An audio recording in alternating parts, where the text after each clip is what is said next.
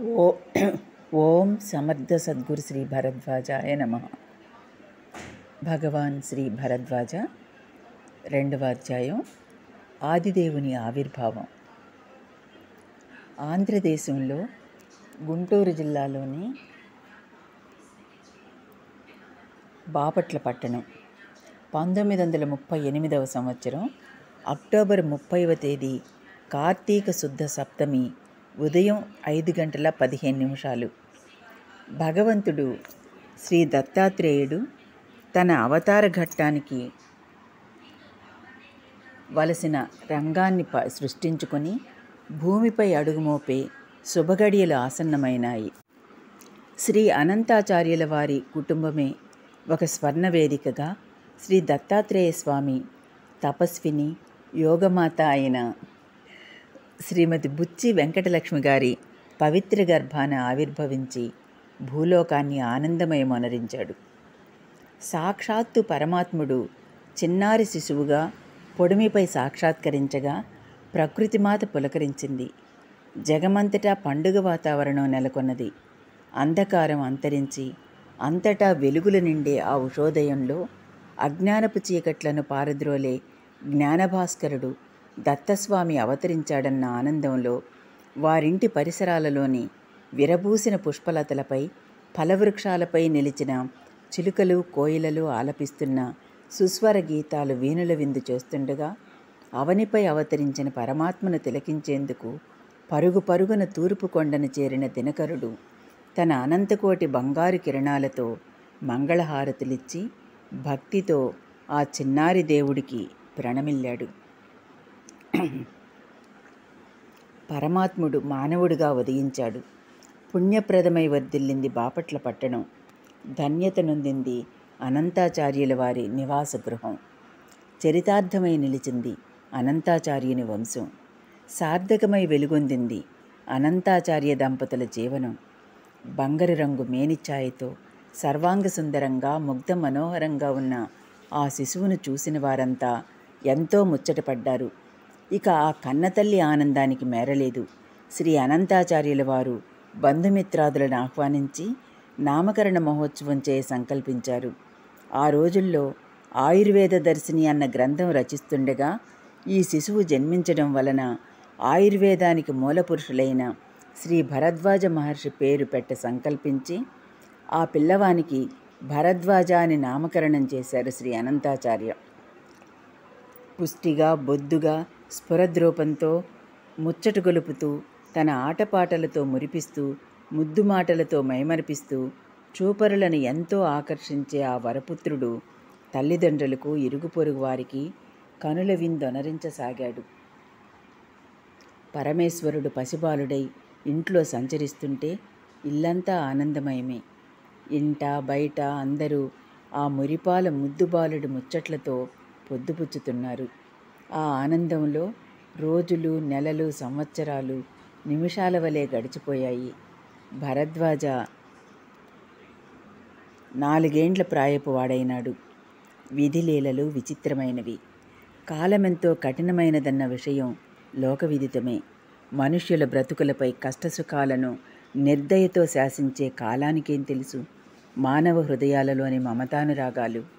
అందుకే ఒక సంతోషాన్ని అనుభవిస్తుండగానే నిర్దాక్షిణ్యంగా మరొక విషాదాన్ని విధించే కాలపురుషుడు మానవ జీవితాలతో ఆటలాడుకొని ఆనందిస్తుంటాడనిపిస్తుంది.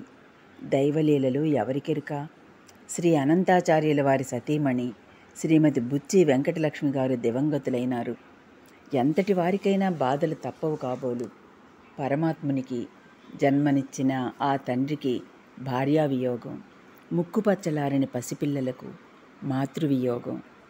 శ్రీమతి బుచ్చి వెంకటలక్ష్మి గారు అంతకు కొన్ని మాసాల క్రితం ఒక పసిపాపకు జన్మనిచ్చారు. నెలల పసికందు 4 ఏళ్లైనా నిండని చిన్నారి భరద్వాజ మాతృవియోగంతో తల్లడిల్లారు. శ్రీమతి బుచ్చి వెంకటలక్ష్మి గారు అంతకు కొన్నేండ్లుగా అస్వస్థులుగా ఉన్నారు. హృద్రోగంతో బాధపడే ఆమెకు తరచుగా వ్యాధి తీవ్రతరమవుతుండేది. అయితే ఘనవైద్యుడు యోగపురుషుడు అనంతాచార్య గారి భార్యను రోగం బాధించడమేమిటి? ఆయన శోధించి సాధించిన ప్రపంచ విఖ్యాతిగాంచిన ఓజని వంటి దివ్యౌషధాలు కానీ, అనంతాచార్య గారి తపశ్శక్తి కానీ ఆమె వ్యాధిని ఎందుకు నివారించలేకపోయాయి అనే ఎన్నో సందేహాలు మన వంటి వారికి కలగడం సర్వసాధారణం. అయితే అవన్నీ మనకు శేషప్రశ్నలే. పరిమిత శారీరక మానసిక శక్తి సామర్థ్యాలు గల మనం జగన్నాటక సూత్రధారి అయిన ఆ పరమాత్మని చర్యలను విశ్లేషించబోనడం అవివేకమే. అప్పుడప్పుడు శ్రీమతి బుచ్చి వెంకటలక్ష్మి గారికి వ్యాధి తీవ్రతరమై కదల్లేకపోయేవారు. అలాంటి సమయంలో ఒక గదిలో మంచంపై పడుకొని 1-2 నెలలు ఆమె తీవ్రమైన శరీర బాధను అనుభవిస్తుండేవారు. ఆమెను ఏమాత్రం ఆటంకపరచకుండా విశ్రాంతినివ్వాలనే ఉద్దేశంతో ఎవరూ గదిలోకి రాకుండా గది తలుపులు మూసివేసేవారు. పసిబాలుడైన భరద్వాజకి తల్లితో ఉన్న అనుబంధం చాలా ఎక్కువ. ఆమెను విడిచి ఉండలేని ఆ పిల్లవాడు వ్యాధితో బాధపడే సమయంలో తల్లి వద్దకు వచ్చి ఆమెకు బాధ కలిగిస్తాడనే ఉద్దేశంతో గది తలుపులు మూసి ఆమెకు స్వస్థత చేకూరిన తర్వాత తలుపులు తీసేవారు. ఆమెకు మందులు ఆహారం ఇచ్చేందుకు కావలసిన సపర్యలు చేసేందుకు శ్రీ అనంతాచార్య, లక్ష్ముడు అనే ఆ ఇంటిలోని సేవకుడు మాత్రం గదిలోకి వెళ్ళి వస్తుండేవారు. పిల్లలంతా దీనవదనాలతో దిగులుగా కాలం గడుపుతుండేవారు. ముఖ్యంగా అందరికంటే చిన్నవాడైన భరద్వాజ తల్లి కనిపించకపోవడంతో ఎంతో దిగులుపడి ఎప్పుడు తలుపు తీస్తారా, ఎప్పుడు అమ్మను చూస్తానా అని ఎంతగానో ఎదురు చూసేవాడు. కొద్ది రోజులకు ఆమెకు వ్యాధి తీవ్రత తగ్గగానే గది తలుపు తీసినప్పుడు చిన్నారి భరద్వాజ ఒక్క పరుగున వెళ్ళి అమ్మఒడిలో వాలేవాడు. ఆమె కూడా ఎంతో ఆతృతతో బిడ్డను దగ్గరకు తీసుకొని లాలించేవారు. ఆమె వ్యాధితో కొంతకాలం బాధపడ్డారు. ఒకసారి ఎప్పటిలాగానే ఆమెకు వ్యాధి తీవ్రమైంది. ఎప్పటిలాగానే ఆమె ఉన్న గది తలుపులు పిల్లలెవ్వరూ వెళ్లకుండా మూసివేశారు. కొన్ని రోజులు గడిచిపోయాయి. ఎంతో కాలంగా తీవ్ర బాధను అనుభవిస్తున్న ఆమెను ఆ బాధ నుండి విముక్తి కలిగించాలనుకున్నాడేమో ఆ దేవుడు. మరి ఇక ఎప్పటికీ ఆమె ఆ బాధ అనుభవించవలసి రాకుండా ఆమెకు భవబంధాల నుండి విముక్తి కలిగించి శాశ్వతంగా తన చెంత చేర్చుకున్నాడు. అయితే ఆ తల్లి తన బాధల నుండి విముక్తి పొందింది కానీ ఆమె కుటుంబం తీవ్ర బాధల పాలయ్యింది. ముఖ్యంగా చిన్నవారైన పిల్లల పరిస్థితి ఎంతో దయనీయంగా పరిణమించింది. గుండెలు మోయలేని ఈ విషాదాన్ని ముక్కుపచ్చలారని పిల్లలు ఎలా భరించగలరు? శ్రీమతి బుచ్చి వెంకటలక్ష్మి గారి అంతిమ సమయంలో ఆమె వ్యాధి తీవ్రతరమైన పరిస్థితిలో హృద్రోగి అయిన ఆమె మంచంపై కూర్చుని ఉన్నంతకాలం జీవిస్తుందని, పడుకుంటే మరణిస్తుందని వైద్యులంతా చెప్పడంతో ఆమె 28 రోజుల వరకు అలాగే మంచంపై కూర్చొని చివరకు కూర్చునగలిగే శక్తి క్షీణించడంతో ఇంకా తాను కూర్చునలేనని, పడుకుంటానని చెప్పారు. ఆ సమయంలో చివరిసారిగా చిన్నారి భరద్వాజని తల్లి వద్దకు తీసుకొచ్చి తల్లికి చూపించారు. ఆమె ఆ బిడ్డను ఒడిలోకి తీసుకొని తనివి తీరా ముద్దాడిన తర్వాత బిడ్డను మరలా ఆ గది నుండి బయటకు తీసుకుని వెళ్ళారు. ఆ తర్వాత ఆమె మంచంపై పడుకొని ఈ లోకం నుండి శాశ్వత విశ్రాంతి పొందారు. భరద్వాజ్కి తల్లితో అనుబంధం అపారం.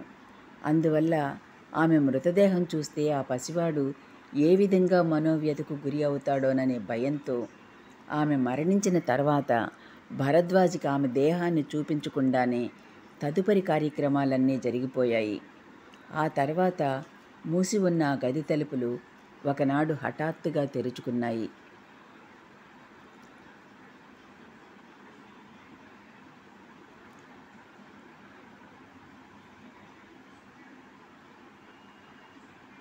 ఏమీ తెలియని భరద్వాజ అమ్మ కోసం ఆతృతగా గదిలోకి వెళ్ళాడు. అయితే ప్రతిసారి మంచంపై కూర్చుని కనిపించే అమ్మ ఏది? ఎక్కడా కనిపించదే. ఏమైంది? చిన్నారి భరద్వాజ శూన్యంగా ఉన్న గదిలో ఎంతోసేపు దిగాలుగా నిలుచుండిపోయాడు. అమ్మలేని బాధ క్రమంగా హృదయాంతరాళాలలోకి చొచ్చుకొని గుండెల్లో గూడు కట్టుకుంది. తెలియని దిగులని వ్యక్తం చేయడం చేతగాని వయస్సు. తన బాధ ఎవరికి అర్థమవుతుంది? ఎవరు తీరుస్తారు? జీవిత పరమార్థం వైపు నడిపించే మొట్టమొదటి పాఠం మొగ్గ దశలోనే భరద్వాజకి బోధించబడింది. అత్యంత ప్రియమైన వస్తువును పోగొట్టుకొనడంలోని బాధ, తానిక దానిని తిరిగి పొందలేని అశక్తత ఎంతగానో బాధించగా, తన ఆనందం, ఆలంబనం, ఆధారం, తన సర్వస్వం అయిన అమ్మే తనకిక లేదా అన్న భావాలన్నీ భాషకందని మోగవేదనగా, రోదనగా ఆ చిన్ని హృదయంలో రూపుదాల్చుకున్నాయి. నిరాశ నిస్పృహలు ఆవరించగా ఆ పసివాడి మనస్సులోని బాధ స్తబ్దతగా, నిరామయతగా మారిపోయింది. అప్పటి నుండి సంవత్సర కాలం పాటు ఆ పసివాడు ఎవరితోనూ పలుకకుండా, ఏడవకుండా, ఏమాత్రం అల్లరి కూడా చేయకుండా దిగులుతో నిశ్శబ్దంగా రోజులు గడిపేవాడు. సంవత్సర కాలం గడిచిన తర్వాత అతడి వైఖరి మరో విధంగా మారిపోయింది. అతడు ప్రతి విషయానికి చికాకు పడుతూ, విపరీతంగా అల్లరి చేస్తూ, చీటికి మాటికి ఏడుస్తూ, నాకు అమ్మ కావాలి అని అడుగుతూ, అన్నింటికీ పేచీలు పెడుతూ ఉండేవాడు. కొన్నాళ్లకు ఎంత ఏడ్చినా అమ్మ రాదన్న నిస్పృహ గుండెలోతుల్లో శాశ్వతంగా నిలిచిపోయింది. ఆ సత్యమే మృత్యువు అని పిలువబడుతుందని కాలాంతరంలో పిచ్చుక మరణించిన సందర్భంలో ఆ చిన్నారి బాలుడికి కొంత అవగతమైంది. శ్రీమతి బుచ్చి వెంకటలక్ష్మి గారు దివంగతులైన అనంతరం బంధువులంతా పిల్లలను తాము పెంచుతామని, నడివయస్కుడైన అనంతాచార్య మరలా వివాహం చేసుకొనడం యుక్తమని సలహా ఇచ్చారు. కానీ అనంతాచార్యుల వారు బంధువుల సలహాలను పాటించలేదు. తమ బిడ్డలను తామే పెంచుకొనగలమని చెప్పి ఒంటరిగానే బిడ్డల సంరక్షణ బాధ్యతను వహించారు. ఆయన చాలా కాలం వరకు మరలా వివాహం కూడా చేసుకొనలేదు. శ్రీ అనంతాచార్యను ఒప్పించి నెలల పసికందుగా ఉన్న వారి పాపను బంధువులు తమతో తీసుకెళ్లారు. కొద్ది నెలలకు బంధువుల ఇంట్లో పెరుగుతున్న ఆ పాప ఉయ్యాల నుండి కింద పడి మరణించింది. అనంతాచార్యులకు కర్తవ్యం ముందు నిలిచింది. తమ వృత్తి ధర్మం నిర్వర్తిస్తూ నలుగురు పిల్లలను సంరక్షించు కొనసాగారు. తల్లి ప్రేమను కోల్పోయిన ఆ పసివాడు భరద్వాజను తండ్రి ఎంతో సానుభూతితో ఆదరిస్తుండేవారు. ఆ గారాబు బిడ్డ ఇల్లంతా తిరుగుతూ, ఆడుతూ, పాడుతూ, అల్లరి చేస్తూ, అందరి ప్రేమను చూరగొంటూ పెరిగి పెద్దవాడవుతున్నాడు. భరద్వాజ చక్కని అవయవ సౌష్ఠవంతో, దివ్య తేజస్సుతో వెలిగిపోతుండేవాడు. చక్కని గిరిజాల జుట్టు, ముద్దులరికే ముఖంలో కాంతివంతమైన కళ్ళు, చాలా ఆరోగ్యంగా, అందంగా, బలిష్టంగా ఉండేవాడు. పిల్లవాడిని ముద్దుగా ఎవరైనా ఎత్తుకొనబోతే చాలా బరువు అనిపించి మోయలేకపోయేవారు. సాధారణంగా 40 ఏండ్లు దాటిన స్థూలకాయులు క్రింద కూర్చుంటే మరలా పైకి లేచి నిలబడాలంటే చాలా కష్టంగా లేస్తుంటారు. క్రింద కూర్చోవాలన్నా వారికి చాలా బాధగాను, అసౌకర్యంగానూ ఉంటుంది. అయితే 3 ఏండ్ల పసివాడైన భరద్వాజ బాగా లావుగా, పుష్టిగా ఉండడంతో అతని పరిస్థితి అదే విధంగా ఉండేది. నేలపై కూర్చోలేకపోయేవాడు, కూర్చుంటే లేవలేకపోయేవాడు. అందుకని ఏదో ఒక ఎత్తు బల్ల కానీ, పీట కానీ, రాయి కానీ ఏదో ఒకటి కొంచెం ఎత్తుగా ఉండే వస్తువు చూసుకొని దాని మీద కూర్చునేవాడు. అంత చిన్న పిల్లవాడు అట్లా కూర్చోలేక, లేవలేక ఆపసోపాలు పడుతుంటే చూసిన వాళ్లకు బాగా నవ్వొచ్చేది. ఒకరోజు భరద్వాజకి క్రింద కూర్చోడానికి ఎత్తుగా ఉండే వస్తువేదీ కనిపించలేదు. అప్పుడు ఒరే బోధ, ఇటు రారా అంటూ అన్న బోధాయనను పిలిచాడు. అతడు భరద్వాజ గారి కంటే 2 ఏళ్లు పెద్దవాడు. 5 ఏళ్ల బోధాయన తమ్ముడి పిలుపు విని తమ్ముడి వద్దకు వచ్చాడు. భరద్వాజ కూర్చోరా అన్నాడు. బోధాయన కూర్చున్నాడు. ఆ తర్వాత బాగా వంగుని కూర్చోరా అన్నాడు ముద్దు మాటలతో.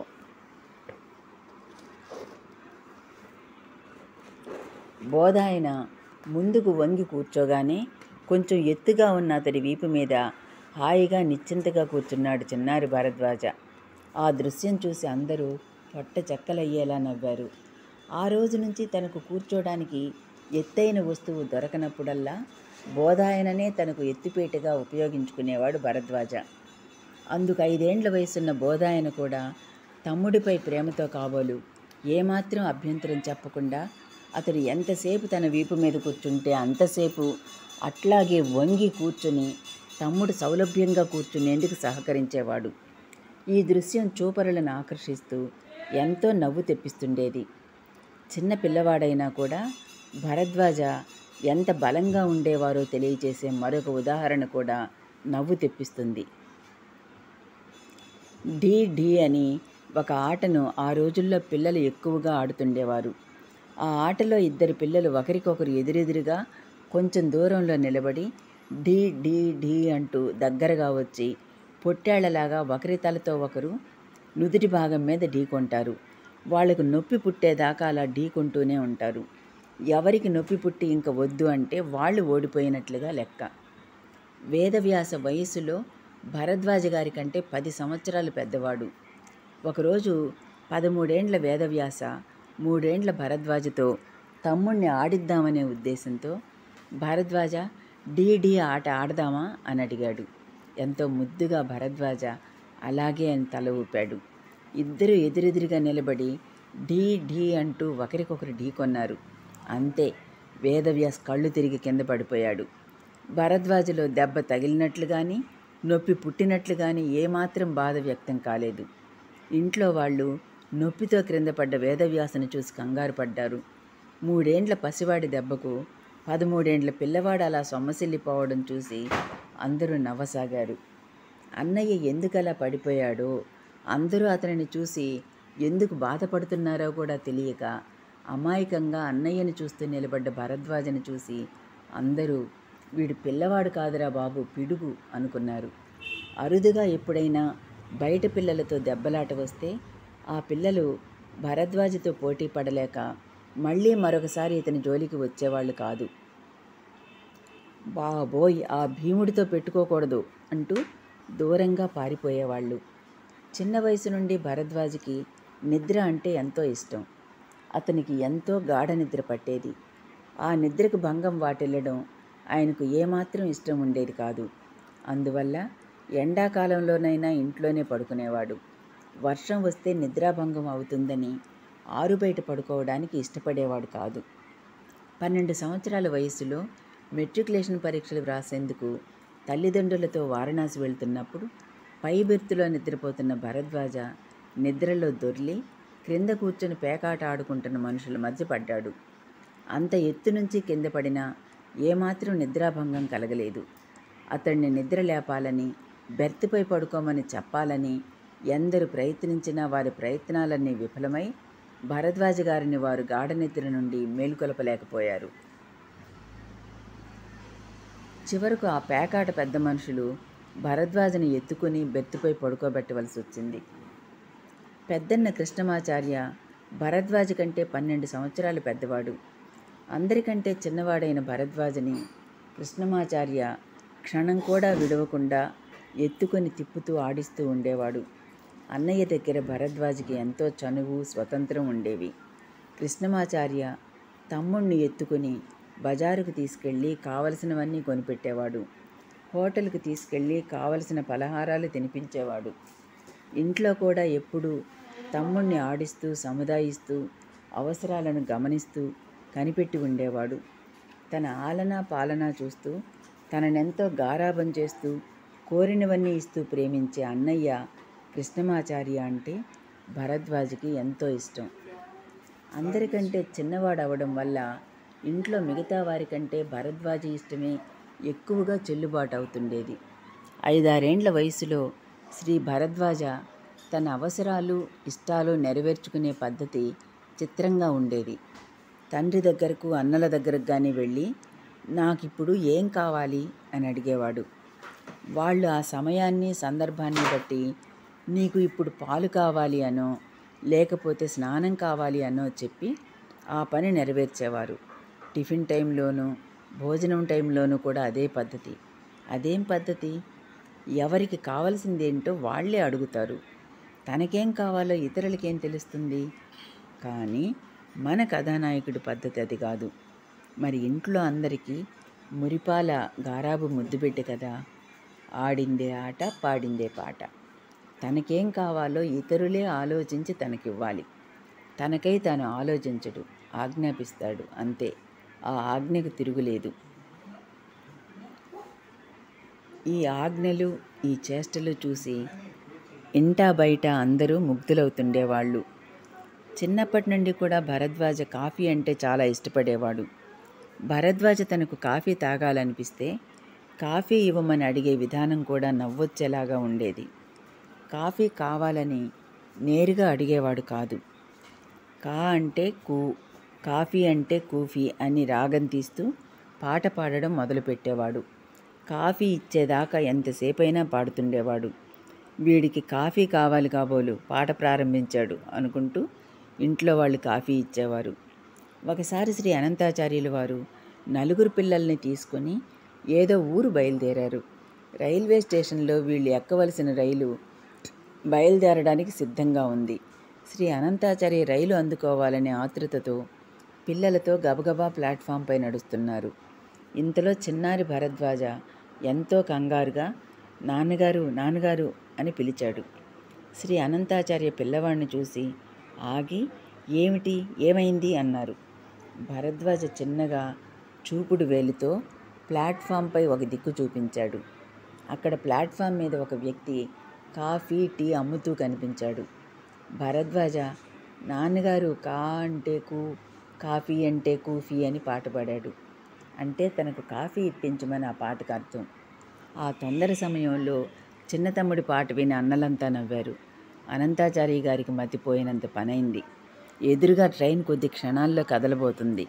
పిల్లవాడి వైపు చూసి ఇదా సంగతి, ఇందుకా నన్ను ఆపి మరీ కాఫీ పాట పాడుతున్నావు? ఇప్పుడు కాఫీ తాగుతూ కూర్చుంటే అవతల ట్రైన్ వెళ్ళిపోతుంది. తర్వాత తాగుదువు గానిలే కాఫీ, పద పద అంటూ పిల్లవాడి చెయ్యి పట్టుకొని త్వరగా నడిచి రైలు అందుకున్నారు. ఆ తర్వాత రైల్లో భరద్వాజకి కాఫీ ఇప్పించారు. శ్రీ భరద్వాజ చిన్నపిల్లవాడుగా ఉన్నప్పుడు అనుకోకుండా జరిగిన ఒక సంఘటన అతని జీవితేశుడైన శ్రీ షిరిడీ సాయినాథుడు అతని భవిష్యత్తునంతా తమ స్వాధీనంలోకి తీసుకొని అతనిని పూర్తిగా తమవాడుగా చేసుకొని అతని జీవన సూత్రధారి తామేనని తెలియజెప్పే సంకేత చర్యగా తోస్తుంది. ఆ సంఘటన పూర్వాపరాలు ఈ విధంగా ఉన్నాయి. అనంతాచార్యుల వారి మేనత్త కుమార్తె లక్ష్మీ నరసమ్మ గారు, ఆమె భర్త మావుళ్ళయ్య గారు విజయవాడకు సమీప గ్రామంలో నివసిస్తుండేవారు. వారికి ఎంతకాలానికి సంతానం కలుగనందున ఒక ఆడపిల్లను పెంచుకొనడం జరిగింది. కొంతకాలానికి వాళ్ళ ఆర్థిక స్థితి పూర్తిగా దిగజారి రోజు గడవని పరిస్థితి వచ్చింది. ఒకనాటి సాయంత్రం మావుళ్ళయ్య గారు చల్లగాలికి ఆరుబయట వాలు కుర్చీలో కూర్చుని ఉన్నారు. ఆయన తన దుస్థితికి ఎంతగానో చింతిస్తూ ఆ కష్ట పరిస్థితిని ఎలా ఎదుర్కొనాలో ఏం చేయాలో దిక్కుతోచక కలత చెందిన మనసుతో దిగులుగా ఉన్న ఆ సమయంలో రివ్వున వీచిన గాలికి ఒక కాగితం ఎగురుతూ వచ్చి సూటిగా ఆయన ఒడిలో పడింది. ఆయన ఆశ్చర్యంగా ఆ కాగితాన్ని తీసి చూడగా అది ఒక చక్కని సాయిబాబా ఫోటో. ఆ ఫోటో క్రింద నేనుండగా భయమెందుకు అని వ్రాసి ఉన్న వాక్యాలు ఆయనకు మరింత ఆశ్చర్యాన్ని కలిగించాయి. తన చింతలన్నీ విడిచి తమ చింతనలో నిలిచి తమను నమ్మి నిశ్చింతగా ఉండమని శ్రీ సాయిబాబా తనకు చెప్తున్నట్లుగా ఆయనకు స్ఫురించింది. వెంటనే బాబాపై భారం వేసి ఉన్న కొద్ది పైకం తీసుకొని భార్య 10 నెలల పసికందును వెంటనిడుకొని కట్టుబట్టలతో ఇల్లు విడిచి గమ్యాన్ని వెతుక్కుంటూ బయలుదేరారు. ఆ సమయంలో ఆయనది చాలా చిత్రమైన పరిస్థితి. ఎదురుగా ఉన్న బస్సు ఎక్కారు. చేతిలో పైకంతో సరిపోయే ఊరి టిక్కెట్ కొన్నారు. మార్గమధ్యంలో ఒక ఊరి వద్ద బస్సు చెడిపోవడంతో ప్రయాణికులంతా కిందకు దిగారు. అదే సమయంలో ఆ పసిపాప ఆకలితో ఏడవసాగింది. పాపకు కాసిని మంచినీళ్ళైనా త్రాగిద్దామనుకుంటూ మావుళ్ళయ్య గారి భార్య గ్రామంలోని ఒక ఇంటికి వెళ్ళి మంచినీళ్ళు అడిగింది. ఆ ఇంటి ఇల్లాలు ఎంతో ఆదరంతో వారిని కూర్చోమని చెప్పి వారి వివరాలు అడిగి తెలుసుకొని వారి దుస్థితికి జాలి చెంది వారిని సాయంత్రం తన భర్త వచ్చే వరకు ఉండవలసిందని, ఆయన వారి జీవనోపాధికి మార్గం చూపించగలరని చెప్పింది. ఆమె చెప్పినట్లే ఉదార హృదయుడైన ఆమె భర్త వారి పరిస్థితి విని ఆ ఊరి చుట్టుపక్కల వ్యాపించి ఉన్న తుమ్మ చెట్ల పొదలను కట్టెలుగా కొట్టుకొని కాల్చి బొగ్గుల వ్యాపారం చేసుకోమని, తాను అందుకు అవసరమైన ధన సహాయాన్ని అందించగలనని చెప్పడంతో అది శ్రీ సాయిబాబా ఆదేశంగా భావించిన మావుళ్ళయ్య దంపతులు బొగ్గుల వ్యాపారం మొదలుపెట్టి ఆ ఊరిలో స్థిరపడ్డారు. కాలాంతరంలో వారు గొప్ప ధనవంతులైనారు. తమ జీవితమంతా శ్రీ సాయినాథుని ఆరాధిస్తూ ఆయన అనుగ్రహానికి పాత్రులై గొప్ప సాయి భక్తులుగా ప్రసిద్ధికెక్కారు. శ్రీ అనంతాచార్యులు గారు పిల్లలు చిన్నవారుగా ఉన్న రోజుల్లో ఒకసారి పిల్లలతో లక్ష్మీ నరసింహ గారింటికి వెళ్ళి 4 రోజులున్నారు. లక్ష్మీ నరసింహ గారి పూజా మందిరంలో ఒక సాయిబాబా మట్టి విగ్రహం ఉండేది. ఆ విగ్రహాన్ని చూసిన శ్రీ అనంతాచార్య గారి పిల్లలు బాబా దేవుడు కాదని, ఆయనను పూజించనక్కర్లేదని ఆ దంపతులతో వాదిస్తుంటే, వారు పిల్లలతో ఇష్టం లేకుంటే వారు పూజించనక్కర్లేదని, తమ నమ్మకం తమది అని సమాధానమిచ్చి మిన్నకుండిపోయారు. చిన్నపిల్లవాడైన భరద్వాజ మాత్రం వాళ్లతో, బాబా విగ్రహం విరగ్గొడతాను, అప్పుడు మీ బాబా ఏం చేస్తాడో చూస్తాను అన్నాడు పంతంగా. వాళ్ళు అలా చేయవద్దని పిల్లవాడిని వారించారు. అయితే అదను కోసం ఎదురు చూస్తున్న భరద్వాజ ఒకనాటి ఉదయం లక్ష్మీ నరసింహ గారి పెరట్లో కూర్చొని పాత్రలు తోముకుంటున్న సమయంలో పెరటి వైపు ఉన్న గ్రిల్ వరండా తలుపు బోల్టు వేసి ఆమె పూజా మందిరంలో ఉన్న సాయిబాబా మట్టి విగ్రహం మెడకు తాడు కట్టి, ఇదిగో నీ బాబా విగ్రహం పగలగొడుతున్నాను, నీ బాబా ఏం చేస్తాడో చూస్తా అంటూ ఆమె చూసేలా విగ్రహాన్ని తాడుతో ఊపసాగాడు. అది చూసి ఆమె కంగారుగా పగలగొట్టవద్దని ఎంతగా బతిమాలుతున్నా వెనక మరింత వేగంగా ఊపడంతో ఆ విగ్రహం గోడకు కొట్టుకొని పగిలిపోయింది. లక్ష్మీ నరసింహ గారు ఆ సంఘటనకు తీవ్రంగా బాధపడి ఆ రోజంతా అన్నం తినకుండా ఏడుస్తూ పడుకుంది. బాబా ఈ మట్టి విగ్రహంలో మాత్రమే ఉన్నాడని అనుకుంటున్నావా? ఆయన అంతటా ఉన్నాడు. ఈ బొమ్మ పగిలిపోతేనేమి, మరొక బొమ్మను తెచ్చుకుందాం, నువ్వేమీ బాధపడకు అంటూ ఆమె భర్త ఆమెను ఓదార్చారు. ఆయన ఇంకా ఇలా అన్నారు, వాడు చిన్నవాడు, అది దేవుడి బొమ్మ అని, ఆ బొమ్మతో ఆటలాడకూడదని వాడికేం తెలుసు? ఈరోజు వాడు ఆయన మెడలో తాడు వేసి ఆడుతున్నాడు. భవిష్యత్తులో ఆయన వాడిని తమ ఉచ్చులో వేసి తమ వాడినిగా చేసుకుంటారేమో. పిచ్చుక కాలికి తాడు కట్టి తమ దగ్గరకు లాక్కున్నట్లు లాక్కుంటారేమో. ఆనాటి ఆయన ఊహ అక్షరాలా నిజమైంది. శ్రీ సాయినాథుడు శ్రీ భరద్వాజ గారిని తమ ఉచ్చులో బిగించి ఆయన జీవన రథసారథి అయి ఆయన జీవితాన్నంతా తమ స్వంతం చేసుకున్నారు. ఆయన శ్రీ సాయినాథునికి దాసానుదాసులై శాశ్వతంగా ఆయనకు అంకితమైపోయారు. చాలా సంవత్సరాలు గడిచిపోయాయి. శ్రీ అనంతాచార్య గారి కుమారులు పెరిగి పెద్దవారైనారు. ఐఏఎస్ ఆఫీసర్గా పనిచేస్తున్న శ్రీ వేదవ్యాస్ గారు ఒకసారి ఏదో ఒక ఊరికి క్యాంపుకి వెళుతూ తన తమ్ముడైన శ్రీ భరద్వాజ గారిని కూడా వెంట తీసుకుని వెళ్ళారు. తిరుగు ప్రయాణంలో లక్ష్మీ నరసింహ గారి గ్రామం మీదుగా వెళుతూ వారిని చూడాలనిపించి వారింటికి వెళ్ళారు. అది సాయం సమయం. కొద్దిసేపు వారితో సంతోషంగా గడిపిన అనంతరం శ్రీ వేదవ్యాస్, శ్రీ భరద్వాజ తిరుగు ప్రయాణం అయ్యారు. మావుళ్ళయ్య గారు వారితో పలహారం చేసి వెళ్ళవలసిందిగా బలవంతం పెట్టారు. అంతేకాక వారికి ఇష్టమైన పలహారాన్ని పెట్టదలిచానని, ఏది కావాలో నిస్సంకోచంగా అడగవలసిందని అన్నారు మావుళ్ళయ్య గారు. ఇంట్లో ఉన్నదేదో పెట్టండి, అంతేకాని మేం కోరినది ఇప్పుడు తయారు చేయించి పెట్టాలనుకోవద్దు, మీరంత శ్రమ పడద్దు అన్నారు శ్రీ వేదవ్యాస్. మేమిప్పుడు తయారు చేయించిన అవసరం లేదు, మీరు ఏది కోరితే అది మీకు వెంటనే పెట్టగలం అన్నారు మావుళ్ళయ్య గారు. అదెలా సాధ్యం అనుకుని మనకు ఇష్టమైనది పెట్టగలనని ఇంతగా ప్రగల్భాలు పలుకుతున్నారు. ఆయన వెంటనే తయారు చేయలేని పదార్థాన్ని కావాలని అడుగుదాం, అప్పుడేం చేస్తారో చూడాలి అని అన్నదమ్ములిద్దరూ కూడబలుక్కొని మాకిప్పుడు బొబ్బట్లు కావాలి అన్నారు. ఆయన వెంటనే లోపలికి వెళ్ళి ఒక గిన్నె నిండుగా వేడివేడిగా ఉన్న బొబ్బట్లను తీసుకొచ్చారు. మేం బొబ్బట్లు అడుగుతామని మీకెలా తెలుసు అన్నారు శ్రీ వేదవ్యాస్. అప్పుడు ఆయన ఇలా చెప్పారు, మాకు శ్రీ సాయిబాబా ప్రత్యక్ష సాక్షాత్కారం ఇస్తుంటారు. ఈరోజు బాబా కనిపించి, ఈరోజు సాయంత్రం నేను మరిద్దరితో కలిసి మీ ఇంటికి వస్తున్నాను, ముగ్గురికి ఒక్కొక్కరి 6 చొప్పున 18 బొబ్బట్లు చేసి సిద్ధంగా ఉంచు అని చెప్పారు. ఆ మాటలు విన్న శ్రీ వేదవ్యాస్, శ్రీ భరద్వాజ గారుల ఆశ్చర్యానికి అంతులేదు. అయితే బాబా చెప్పిన 3వ వ్యక్తి ఎవరని ఆలోచించిన వీళ్ళు బయట నిలిచి ఉన్న కారు డ్రైవర్గా గుర్తించారు. ముస్లిం అయిన ఆ వ్యక్తి రంజాన్ సందర్భంగా రోజంతా ఉపవాసం ఉండడం వలన అతనిని కూడా పలహారం చేయమని ఆహ్వానించడంతో అతడెంతో సంతోషంగా వీరితో పాటు పలహారం స్వీకరించాడు. ఈ బాబా లీలకు అందరూ ఎంతో ఆశ్చర్యాన్ని, ఆనందాన్ని పొందారు.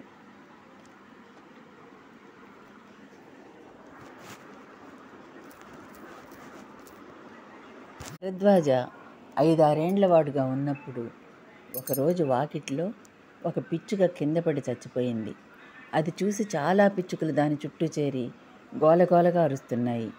భరద్వాజ పడిపోయి ఉన్న పిచ్చుకను చూపిస్తూ ఇంట్లోని వాళ్లతో, పిచ్చుక పడుకొని నిద్రపోతున్నది కదా, ఈ పిచ్చుకలన్నీ దానికి జోలపాట పాడుతున్నాయా అని అడిగాడు. కాదు, ఆ పిచ్చుక నిద్రపోవడం లేదు, అది చనిపోయింది అన్నారు ఇంట్లో వాళ్ళు.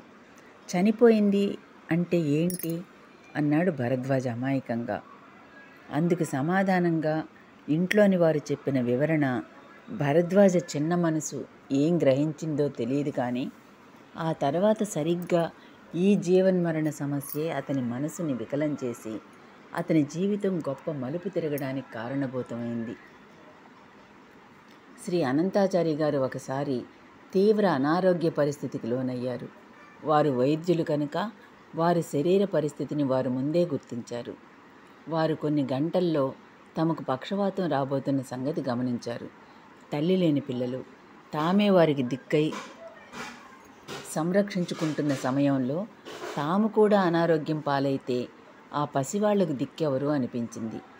అనంతాచార్య గారు పిల్లల మనస్థితి ఏమిటో, ఈ పరిస్థితికి వాళ్ళు ఎలా స్పందిస్తారో తెలుసుకొనాలనుకున్నారు. పిల్లల్ని నలుగురిని దగ్గరకు పిలిచి తమకు పక్షవాతం జబ్బు రాబోతున్నదని చెప్పారు. నేను అశక్తుడిగా మంచంలో పడిపోతాను కనుక ప్రస్తుతం మన కర్తవ్యం ఏంటి, మనమంతా ఈ విపత్కర పరిస్థితిని ఎలా ఎదుర్కోవాలి, మీ ఉద్దేశం ఏంటి అని పిల్లలను ప్రశ్నించారు. ఆ భయంకర వార్త విని కృష్ణమాచార్య నిశ్చేష్టుడయ్యాడు. అప్పుడు అతని వయసు 20 సంవత్సరాలు. కొద్ది కాలం కిందటే తల్లి నిష్క్రమించింది. ఇప్పుడు తండ్రి వ్యాధిగ్రస్తుడవుతున్నారు. తమకు దిక్కెవరు? కృష్ణమాచార్య మనసు వికలమై ఏమీ మాట్లాడలేక దిగాలు పడి దీనవదనంతో నిలబడ్డాడు. వేదవ్యాస, బోధాయన ఏడవడం మొదలుపెట్టారు. అప్పుడు 7-8 సంవత్సరాల వయసున్న భరద్వాజ నాన్నగారు, తెనాలిలో మీ స్నేహితుడు డాక్టరు అయిన శ్రీ చంద్రమౌళి సత్యనారాయణ గారు ఉన్నారు కదా, మనం వెంటనే తెనాలి వెళదాం. అక్కడ ఆయన మీకు మందులిచ్చి మీ జబ్బు నయం చేస్తారు. వెంటనే బయలుదేరి వెళదాం అని అన్నాడు. ఆ పసివాడి మాటలకు అంతా నిర్ఘాంతపోయారు. అంత చిన్న వయసులో ఆ విపత్కర పరిస్థితిలో కృంగిపోకుండా ఎంతో ధైర్యంతో నిబ్బరంతో ఉండడమే కాదు, విజ్ఞతతో ఆలోచించి సమయస్ఫూర్తితో సరైన నిర్ణయం తీసుకుని తమకే కర్తవ్యాన్ని బోధించిన ఆ అసాధారణ ప్రజ్ఞావంతుడిని చూసి ఆ తండ్రి ఆశ్చర్యచకితుడైనారు. వెంటనే ఆయన పిల్లలతో తెనాలి వెళ్ళారు. ఘనవైద్యుడు, ప్రాణమిత్రుడు, సహృదయుడు అయిన శ్రీ అనంతాచార్యను ఆ పరిస్థితిలో చూసి వికల మనస్కులైనారు ఆయన మిత్రులు. తాము ఆయనకు సరిగ్గా వైద్యం చేయగలనో లేదోనని భయపడడంతో శ్రీ అనంతాచార్య, నాకు చికిత్స చేయడానికి భయపడుతున్నట్లయితే ఇక్కడ మీరు నాకు ఒక గది ఇచ్చి మా పిల్లలకు తోడుగా ఉండండి, నాకు నేనే వైద్యం చేసుకుంటాను అని చెప్పి తమకు తామే చికిత్స చేసుకున్నారు. ఎంతో త్వరగా 3 నెలల కల్లా ఆయన ఆరోగ్యవంతులయ్యారు. కాలం గడుస్తోంది. శ్రీ అనంతాచార్య గారు వైద్య వృత్తి మాత్రమే కాక ఎన్నో సమాజ సేవా కార్యక్రమాలు తలపెట్టారు. ఉచిత తాలింఖానాలు, ఉచిత విద్యాలయాలు వంటి సంస్థలను స్థాపించారు. ఇంట్లో పిల్లలు కూడా పెద్దవాళ్ళు అవుతుండడంతో ఇంటి బాధ్యతలు కూడా పెరిగాయి. ఈ బాధ్యతలనన్నింటినీ శ్రీ అనంతాచార్య ఒక్కరే నిర్వహించడం కొంత కష్టతరంగా పరిణమించింది. అదే సమయంలో ఆయన ప్రాణమిత్రుడొకరు తన కుమార్తెను వివాహం చేసుకొనవలసిందని, ఆమె శ్రీ అనంతాచార్య గారికి కుటుంబ బాధ్యతల నిర్వహణలో చేదోడు వాదోడుగా ఉండి సహకరిస్తుందని ప్రోద్బలం చేయడంతో గుణవంతురాలైన తన మిత్రుని కుమార్తె లక్ష్మి గారిని వివాహమాడేందుకు సుముఖులైనారు శ్రీ అనంతాచార్య. ఆ సందర్భంలో శ్రీ అనంతాచార్య స్పందించిన తీరు అసామాన్యం. ఆయన తమ 4 కుమారులను చేరబిలిచి తమ ఇంటి పరిస్థితులు వివరించారు. చివరగా వాళ్ళు మనస్ఫూర్తిగా ఒప్పుకుంటేనే తాము వివాహం చేసుకుంటామని, వాళ్లకు ఇష్టం లేకపోతే చేసుకోనని పిల్లలతో స్పష్టంగా చెప్పి తాము వివాహం చేసుకొనడం సమ్మతం అవునా కాదా అని ఒక్కొక్క పిల్లవాడిని అడిగి అభిప్రాయం తెలుసుకున్నారు. నలుగురు పిల్లలు తండ్రి వివాహం చేసుకునేందుకు ఇష్టపడడంతో లక్ష్మిగారితో శ్రీ అనంతాచార్య గారి వివాహం జరిగిపోయింది. శ్రీమతి లక్ష్మిగారు గృహ నిర్వహణ బాధ్యతలు స్వీకరించి శ్రీ అనంతాచార్య జీవనయానాన్ని సులభతరం చేశారు. అభ్యుదయ భావాలు గల శ్రీ అనంతాచార్య వివాహ సమయంలోనే ఆమె తండ్రితో ఆమెను కూడా తమ కుమారుల వలనే చదివిస్తానని, ఆమెను ఎవరిపై ఆధారపడకుండా తన కాళ్లపై తను నిలబడేలా విద్యావంతురాలిని చేస్తానని చెప్పారట. ఆ మాట ప్రకారమే తమ పిల్లలతో సమానంగా ఆమెకు కూడా ఇంట్లోనే విద్య గరిపారు. వాళ్లతో పాటు ఈమెను కూడా మెట్రికులేషన్ పరీక్షకు తర్ఫీదునిచ్చి కాశీలో పరీక్షలు రాయించారు. కాలేజీ చదువులు చదివించి కాలాంతరంలో ఆమెను ఉద్యోగస్తురాలిని చేశారు. శ్రీమతి లక్ష్మిగారు చిన్నవాడైన భరద్వాజని ప్రేమతో లాలించేవారు. ఆమెతో బాగా చనువు స్వతంత్రం ఏర్పడడం వలన అప్పుడప్పుడు భరద్వాజ ఆమెను ఆటలు పట్టించేవారు.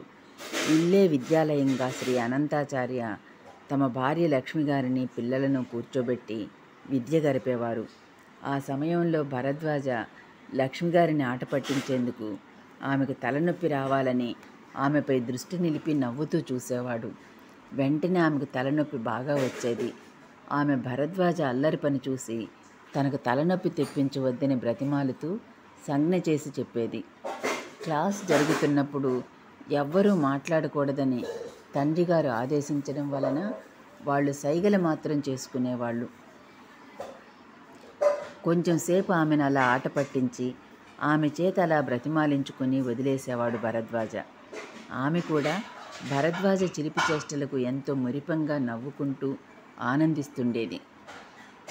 శ్రీ అనంతాచార్య తమ కుమారులకు మామూలు పాఠశాల విద్యలతో పాటు వేదోపనిషత్తులే కాక ప్రాణాయామం, యోగాసనాలు, దండాలు, బస్కీలు, యోగాభ్యాసం కూడా నేర్పించేవారు.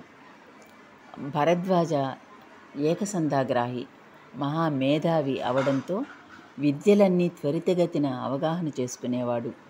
ఒక్కసారి వినినంతనే ఎంత కష్టమైన పాఠ్యాంశాన్నైనా నేర్చుకొనగలిగేవాడు. యోగ విద్యను ఎంతో శీఘ్రంగా ఆకళింపు చేసుకొని యోగం ద్వారా మనస్సును ఏకాగ్రం నిశ్చలం చేసుకొనగలిగేవాడు. యోగంతో తన చిత్తాన్ని ఏకాగ్రం చేసుకొనడం సాధించాడని నిరూపించే సంఘటన ఒకటి ఎంతో ఆశ్చర్యంగా ఉంటుంది. ఒకసారి 10 సంవత్సరాల వయసు గల భరద్వాజ బజారుకు వెళ్ళి వస్తున్నాడు. దారిలో రోడ్డు మధ్య ఒకచోట ఒక గారడీవాడు తన గారడీ విద్యలు ప్రదర్శిస్తున్నాడు. చుట్టూ చాలామంది జనం నిలబడి చూస్తున్నాడు. భరద్వాజ జనంలో నిలబడి గారడీవానిపై దృష్టి నిగిడ్చాడు. మరుక్షణం గారడీవాని విద్యలు స్తంభించిపోయాయి. ఎంతో ఉత్సాహంతో ఎన్నో మాయలు, వింతలు, విడ్డూరాలు ప్రదర్శిస్తూ జనాన్ని ఆశ్చర్యంలో, ఆనందంలో ముంచెత్తుతున్న గారడీవాడు హఠాత్తుగా తన విద్యలు పనిచేయకపోవడానికి కారణమేంటో తెలియక కంగారు పడ్డాడు. ఎవరైనా తన విద్యలు ఆగిపోవాలని మంత్రం వేస్తున్నారా, కనికట్టు చేస్తున్నారా అనుకుంటూ చుట్టూ పరికించి చూస్తే భరద్వాజ నవ్వుతూ తననే చూస్తున్నాడు. కారణం అర్థం చేసుకున్న గారడీవాడు భరద్వాజని సమీపించి, బాబు, పేదవాణ్ణి, ఏదో పట్టుకూటికై ప్రదర్శించుకుంటున్నాను, దయచేసి నా వృత్తికి అడ్డు రాకండి అంటూ ప్రాధేయపడడంతో భరద్వాజ నవ్వుకుంటూ అక్కడి నుండి వెళ్ళిపోయాడు. భరద్వాజ అల్లరి పనులు ఎలా ఉండేవో తెలియపరిచే మరొక ఉదాహరణ. కొన్నాళ్లకు శ్రీ అనంతాచార్య విజయవాడలో ఆయుర్వేద రసాయన కుటి అనే పేరుతో వైద్యాలయం స్థాపించారు. కుటుంబంతో సహా బాపట్ల నుండి విజయవాడకు వచ్చేశారు. గవర్నర్పేటలో దావులూరి విశ్వనాథం గారి ఇంటి మేడపైన ఉన్న పోర్షన్లో నివాసం ఉండేవారు. మేడపై నుండి వీధిలో నడిచిపోతున్న జనాన్ని చూస్తుంటే భరద్వాజకి చిలిపి ఆలోచనలు వచ్చాయి. మనిషిలోని ఆశ అనే గుణం ఎంతో విచిత్రమైనది.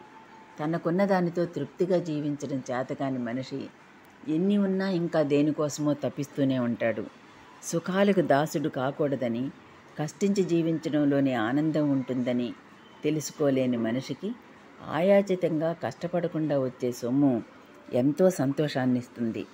మనిషిలోని ఆ ఆశ అనే బలహీనతే అతన్ని మరింత బలహీనుణ్ణి చేసి ఏ సుఖ సంతోషాల కోసం అతడు ఆరాటపడ్డాడో ఆ సుఖ సంతోషాలకు దూరం చేసి అన్ని విధాలా అతనిని పాతాళానికి దిగజారుస్తుంది. ఆ ప్రమాదాలేవీ గుర్తించలేని మనిషి అలా ఆశల వలయంలో చిక్కుకొని వాటికి దాసుడై జీవిస్తుంటాడు.